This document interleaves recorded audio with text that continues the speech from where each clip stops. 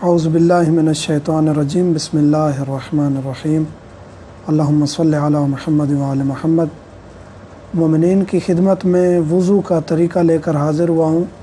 گزشتہ جو ویڈیو بنائی تھی وہ مختصر تھی، اس وجہ سے اس میں کافی چیزیں جو ہے نا وضاحت کرنی ضروری تھیں جو نہیں ہو سکیں، تو مومنین کے سوالات آتے رہے، اختصار کی وجہ سے وہ ویڈیو بنائی گئی تھی، فقط طریقہ سکھایا گیا تھا۔ آج انشاءاللہ تفصیلی طور پر تمام تفصیلات کے ساتھ کوشش کریں گے وضو کا طریقہ سکھانے کی۔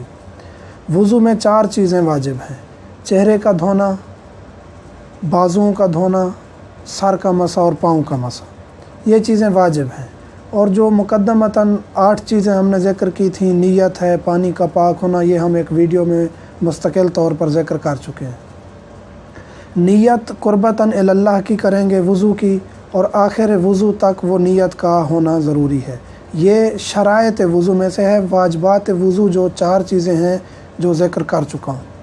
اب وضو دیکھتے ہیں کس طرح کرنا ہے۔ چہرے کو دھونا ہے بالوں کی ابتدا سے لے کر تھوڑی سمیت۔ اب بعض شخص ایسے ہوتے ہیں جن کے بال نہیں ہیں، تو متعارف مقدار جو ہے مثلاً کہ جہاں اس کو پتہ ہے کہ یہاں سے بال اگے تھے وہیں سے دھونا ہے، یعنی کہ بال اب گر گئے ہیں تو جہاں سے بھی بال ہیں وہاں سے دھونا ضروری نہیں ہے۔ متعارف مقدار جہاں سے اس کو پتہ ہے کہ یہاں سے میرے بال گرے تھے، احتیاطاً تھوڑا سا اس مقدار کو اوپر سے شامل کر کے دھونا ہے۔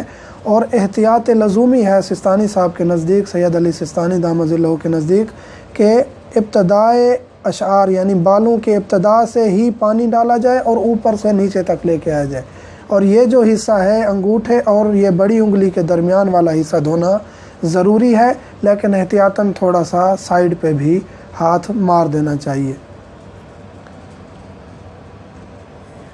یہ ہم پانی ڈالیں گے،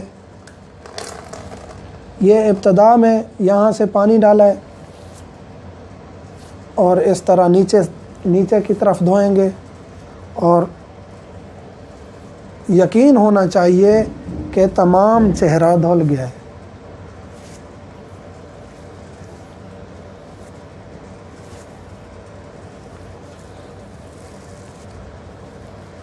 پانی جتنی دفعہ بھی ڈالیں، لیکن وضو کی نیت سے ایک دفعہ ہی پانی ڈالیں گے۔ ایک دفعہ پانی ڈالیں گے، دوسری دفعہ ڈال سکتے ہیں، لیکن تیسری دفعہ اگر چہرے کو وضو کی نیت سے دھوئیں گے تو وضو باطل ہو جائے گا۔ اس کے بعد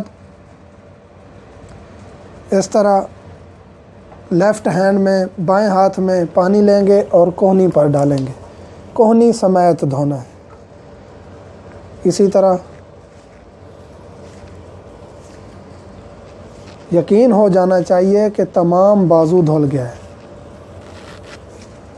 انگوٹھیاں ہیں تو ان کو ہلا لیں، بہتر ہے اتار لیں، نہیں تو ہلا لیں تاکہ ان کے نیچے سے پانی پہنچ جائے۔ یہ دھل گیا۔ اب اس کے بعد بایاں بازو ایسے پانی ڈالیں گے اور اس کو دھو لیں گے۔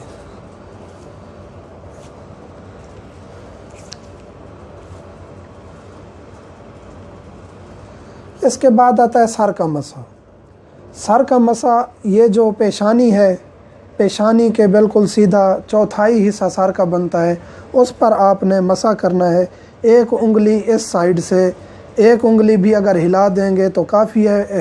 مستحب یہ ہے کہ 3 انگلیوں کا مسح کیا جائے، اور ضروری نہیں ہے کہ جلد پر مسح ہو۔ اگر بال بڑے ہیں تو تھوڑا سا بھی، اگر جلد کے قریب والے بالوں تک آپ پہنچ جاتے ہیں تو وہاں آپ تھوڑا سا ہلا دیں گے، اتنا 1 انگلی کی مقدار تک، تو یہ سر کا مسح ہو جائے گا۔ اس کے بعد پاؤں کا مسح، یہ انگلیوں سے لے کر، انگلیوں کے اوپر والے حصے سے لے کر، اور یہ اس جوڑ تک آنا ہے۔ آپ نے دائیں ہاتھ سے دایاں پاؤں اور بائیں ہاتھ سے یہ بایاں پاؤں، یہ آپ کا مسح مکمل ہو جائے گا۔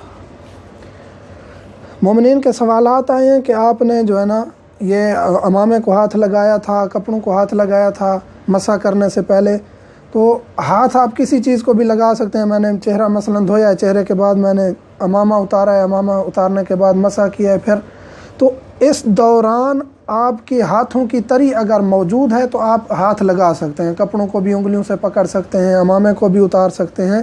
آپ کو پتہ ہے کہ آپ کی ہاتھ کی تری باقی ہے، مثلا ابھی تک میں نے ان چیزوں کو ہاتھ لگانے کے باوجود، مسح کرنے کے باوجود میری ہاتھ کی تری باقی ہے۔ تو یہ مومنین کا سوال تھا کہ آپ نے جو ہے نا ہاتھ لگایا کپڑوں کو، آپ اس مقدار تک ہاتھ لگا سکتے ہیں کہ آپ کو یقین ہو کہ آپ کی تری مسح کے لیے باقی ہے، تو آپ وہ ہاتھ لگا سکتے ہیں۔ یہ وضو کا طریقہ تھا۔ اس میں کچھ مومنین کے سوالات تھے، تو ہم نے کہا کہ وضو کو دوبارہ کر کے تفصیلی طور پر بتاتے ہیں۔ مزید اگر کوئی سوالات ہوں تو ہم واٹس ایپ پر حاضر خدمت ہیں۔